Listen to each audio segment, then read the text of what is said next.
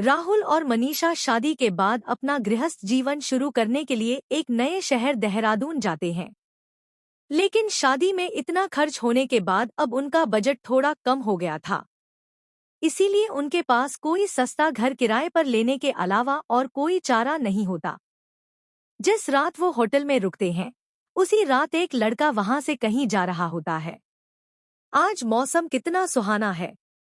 एक काम करता हूँ, ईयरफोन लगा लेता हूँ, मजा आएगा। तभी उसका पैर एक पत्थर से टकरा जाता है। ओह! आज तो गिरने से बच गया। तभी वहां एक और लड़का जा रहा होता है। वो भी उस पत्थर से टकराकर गिरने ही वाला होता है कि तभी प्रवेश उसको पकड़ लेता है। भाई साहब, आराम से, यहाँ से मैं भी गिरने वाला था। जब वो लड़का अपना मुंह ऊपर करता है तो वो एक भूत होता है और वो उस पर हमला कर देता है। मनीषा, तुमने सुना क्या? कोई तो चिल्लाया। होगा कोई? सो जाओ, कल घर देखने जाना है। मनीषा, बस कुछ दिन किसी भी सस्ते घर में रह ले क्या? उसके बाद जब सैलरी आएगी तो किसी ढंग की जगह शिफ्ट कर लेंगे। हाँ, एक आध महीने में क्या ही हो जाएगा, तब तक कुछ पैसे भी बच जाएंगे। अगली सुबह राहुल और मनीषा अपना किराए का घर ढूंढने निकल पड़ते हैं। तभी उन्हें एक आदमी दिखाई देता है जिसका नाम भूषण होता है। जी, क्या आप हमारी थोड़ी मदद कर सकते हैं? हम इस शहर में नए हैं और हमें एक घर चाहिए। बस एक आध महीने के लिए, किराया थोड़ा सस्ता हो बस। जी साहब जी, घर तो देखो, मैं आप लोगों को दिखाई देता हूँ। पर क्या, बस एक दो महीने की ही बात है। पर फिर आप मुझे मत बोलिएगा। समझ सकता हूँ, घर की स्थिति सही नहीं है, इसीलिए बोल रहे हो ना। लेकिन भूषण कुछ नहीं बोलता और वो उन्हें एक फ्लैट में लेकर जाता है। फ्लैट बहुत ही सुंदर होता है। भाई साहब, हमने आपको कुछ सस्ता दिखाने को कहा था। यह तो बहुत सुंदर है, यह हमारे बजट में नहीं आएगा। मेम साहब, यही तो है सस्ता फ्लैट, मात्र 3,000 रुपए में। इतना सुंदर घर और इतना कम किराया। यह सुनकर तो राहुल और मनीषा दंग रह जाते हैं और बिना एक बार सोचे घर लेने को हाँ बोल देते हैं। हम आज ही यहाँ आ रहे हैं। फालतू होटल में पैसे कौन दे? जी साहब, जैसी आपकी इच्छा, मैं चलता हूँ। शाम होते होते राहुल और मनीषा अपना सारा सामान लेकर अपने नए घर में आ जाते हैं। वहाँ एक पुराना ड्रम होता है। मनीषा, देखो ये ड्रम है इस घर में, इसका क्या करूं? बस पुराना ही तो है, रख दो, किसी काम आ जाएगा। राहुल उस ड्रम को अलमारी में रख देता है और फिर वो दोनों सारा काम करके सोने चल देते हैं। तभी रात में अचानक ही अलमारी का दरवाजा खुल जाता है। ये अलमारी कैसे खुली मनीषा? पता नहीं। तुम्हें क्या लगता है इतने सस्ते में हमें बिल्कुल अच्छा घर मिलेगा? यह अलमारी खराब होगी, इसीलिए खुल जा रही है। चुपचाप सो जाओ। तभी अचानक राहुल के सामने एक बहुत भयानक भूत आकर खड़ा हो जाता है। मनीषा भी घबरा कर उठ जाती है और देखने लगती है, लेकिन उसको कोई दिखाई नहीं देता। आज तुम्हें हो क्या गया है राहुल? सुबह से कुछ ना कुछ बोले जा रहे हो। मुझे बहुत नींद आ रही है और मैं सो रही हूँ। मनीषा जैसे ही सोती है, उसको ऐसा लगता है कि कोई बहुत बड़ा सा भूत उसकी गर्दन पकड़कर उसे खींच रहा है। बचाओ बचाओ! क्या हुआ मनीषा? उठो मनीषा, क्या हुआ तुम्हें? ऐसा लग रहा है जैसे जैसे मुझे कोई खींच रहा है। तुम्हारी गर्दन सच में लाल हो गई है। राहुल मनीषा की गर्दन देखते हुए उसे दबाने लगता है। ये तुम क्या कर रहे हो राहुल?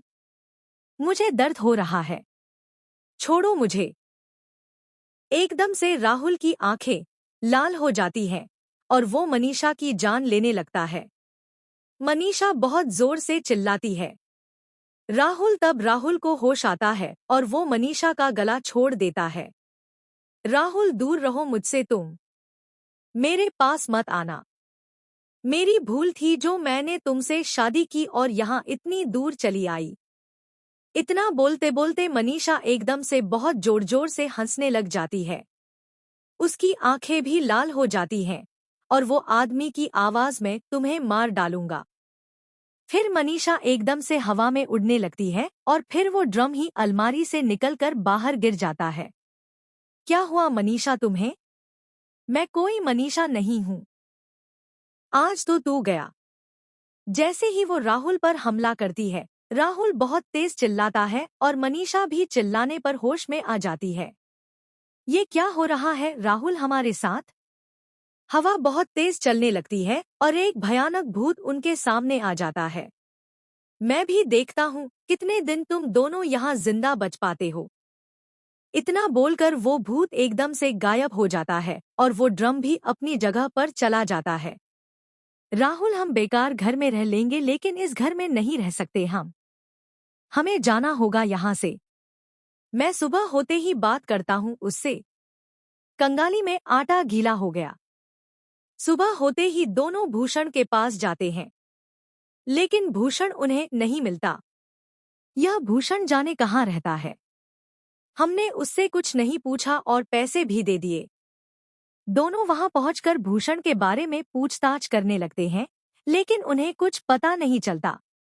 देखो राहुल, मैं अब एक रात भी वहां नहीं रह सकती। वो भूषण जाए भाड़ में। मुझे बहुत डर लग रहा है। हम अपना सामान लेते हैं और चलते हैं आज ही। लेकिन मनीषा, भूषण को क्या हम एक दिन के 3,000 दे दें? अभी वैसे ही पैसे नहीं हैं। तभी वहां से एक आदमी जा रहा होता है। वह दोनों पति पत्नी को लड़ते हुए सुनता है। जी माफ कीजिए, लेकिन क्या कहा आपने? आपको उससे क्या लेना देना? हम वैसे ही बहुत परेशान हैं। आप मुझे बताएं तो शायद मैं आपकी कोई मदद कर पाऊं। रुको ना राहुल, क्या पता वो सच में हमारी कोई मदद कर दे। तुम्हें एक बार धोखा खाकर समझ नहीं आया मनीषा? वो भूषण भी हमें ऐसे ही मिला था ना, और आज देखो हमें रोड पे पागलों की तरह उसको ढूंढ रहे हैं। मनीषा फिर भी राहुल की बात अनसुनी कर उस अनजान आदमी से बात करने लगती है। छी, हम अपने मकान मालिक को ढूंढ रहे हैं। जी अच्छा, क्या नाम बताया आपने उनका? वो सुंदर घर वाला भूषण। आप भी उसके झांसे में आ ही गए ना? मतलब आज तक जोश घर में गया है, कभी वापस नहीं आ पाया, और भूषण तो 8 साल पहले ही मर चुका है सर। यह बात सुनकर दोनों दंग रह जाते हैं और चुपचाप अपने घर चले जाते हैं। लेकिन उनको अभी भी डर सता रहा होता है।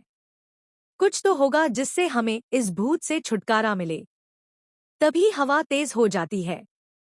वह ड्रम बाहर निकलता है और वही भयानक भूत गुस्से में आकर दोनों का गला दबाने लगता है। वो दोनों को हवा में उठाकर अलग अलग तरफ फेंक देता है, जिसमें से राहुल नीचे एक कोने में गिरता है और मनीषा उसी ड्रम के ऊपर। मनीषा के ड्रम पर गिरते ही भूत थोड़ा सा हिल जाता है।